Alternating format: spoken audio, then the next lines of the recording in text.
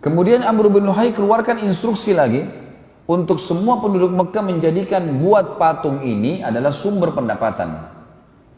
Maka jadilah hampir satu Mekah ahli buat patung. Dijual kepada jemaah haji, mereka bawa pulang ke kampungnya masing-masing. Dan ini semua patung-patung yang saya sebutkan namanya tadi, yang oleh baginda Nabi SAW semua dihancurkan di pembebasan kota Mekah. Dimulai dari Hubal yang besar di depan pintu gerbang Mekah. Dan yang paling aneh sekali adalah patung yang disuruh sembah oleh Amr bin Luhai yang dia tidak tahu kisahnya. Namanya patung Isaf dan Nailah. Isaf teman-teman nama seorang laki-laki dari Yaman. Nailah nama seorang perempuan dari Yaman. Kisahnya dalam sebuah riwayat Bukhari disebutkan dua orang ini saling mencintai, suka sama satu sama yang lain. Kemudian mereka mau menikah. Tapi ternyata waktu si Isaf melamar Nailah, ayahnya Nailah nggak setuju. Apa yang mereka lakukan?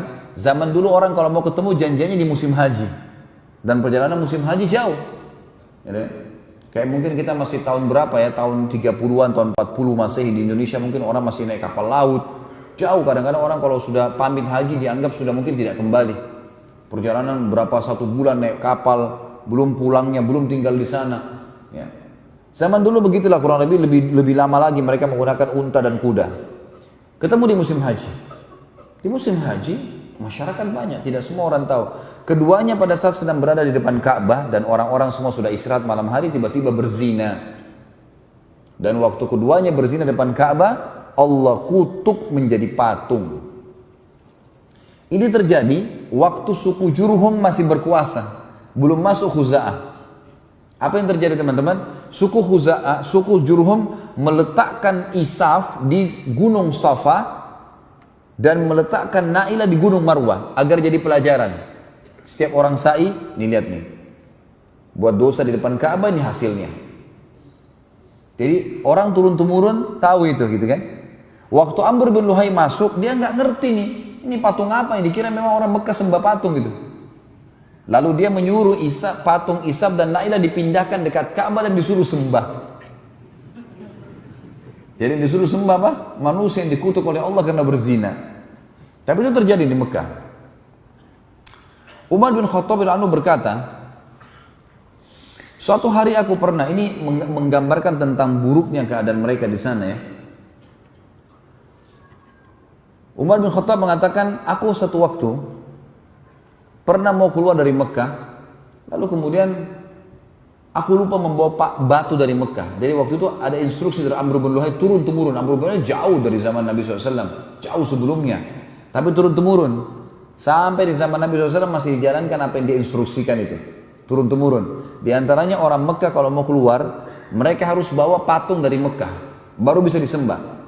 Dan kalau tidak punya patung harus bawa batu. Batu itu dipahat sama dia. Dan pahat ini apa saja, pokoknya batu kecil misalnya seperti sebesar ini misalnya. Ini aja dicoret sama dia, dibuatin mata, dibuatin hidung, nah ini Tuhannya, sembah. Makanya dikatakan zaman jahiliyah, zaman kebodohan. Kata Umar satu waktu, saya pernah keluar dari Mekah, lupa bawa batu dari Mekah. Nggak ada saya bawa batu dari Mekah. Kemudian di tengah jalan, waktu saya lagi istirahat, saya ingin sembah Tuhan saya, minta keselamatan. Maka saya cari batu, nggak ada batu dari Mekah, lupa bawa. Ada banyak batu di situ depan, tapi bukan dari Mekah. Dia bilang, lalu saya lihat dari Mekah yang saya bawa cuma pakaian sama makanan. Dan saya bawa kurma, maka saya buat Tuhan saya dari kurma. Kemudian saya sembah. Setelah saya sembah, saya lapar, saya makan kepalanya. Waktu itu Umar radhiyallahu anhu sempat tersenyum, maka para sahabat bertanya, kenapa Anda tersenyum? Dia bilang, saya teringat dulu masa jahiliyah. Begitu luar biasa bodohnya dulu gitu. Tidak mengerti. Tuhannya dimakan sendiri gitu. Di antara hal yang buruk pada saat itu teman-teman sekalian dari Amr bin Luhai, selain patung, juga dia menyuruh anak perempuan untuk dibunuh. Anak perempuan untuk dibunuh. Allah menceritakan dalam Al-Quran surah An-Nahl, surah nomor 16, ayat 58 sampai 59. A'udzu billahi minasyaitonir rajim wa idza busyira ahaduhum bil untha dhalla wajhu muswaddan wa huwa kadhim yatawara minal qaumi min su'i ma busyira bih ayumsikuhu ala hunin aw yadussuhu fit turab ala sa'a ma yahkumun. Dan apabila seseorang dari mereka diberi kabar dengan kelahiran anak perempuan, hitam memerah padamlah mukanya dan dia sangat marah. Ia menyembunyikan dirinya dari orang banyak disebabkan buruknya berita yang disampaikan kepadanya. Apakah dia akan memelihara anak perempuan itu dalam keadaan menanggung kehinaan dari masyarakat, ataukah akan menguburkannya ke dalam tanah hidup-hidup? Ketahuilah, alangkah buruklah apa yang mereka tetapkan itu. Di dalam surah Zukhruf, surah nomor 43 ayat 17, Allah yang maha tinggi dan maha purba juga menceritakan tentang masalah ini. A'udzu billahi minasyaitonir rajim. Zukhruf ayat 17. Wa idza busyira ahaduhum bima daraba lirrahmani mathalan dhalla wajhu muswadan wa huwa kadhim. Padahal apabila salah seorang dari mereka, maksudnya orang-orang Quraisy Mekah, diberi kabar gembira tentang datangnya anak perempuan, maka apa yang mereka jadikan sebagai atau dinisbatkan kepada Allah yang maha pemurah, jadilah muka mereka hitam pekat sebab dia amat menahan sedih. Apa maksudnya di sini teman-teman sekalian? Apa yang mereka nisbatkan kepada Allah zat maha pemurah?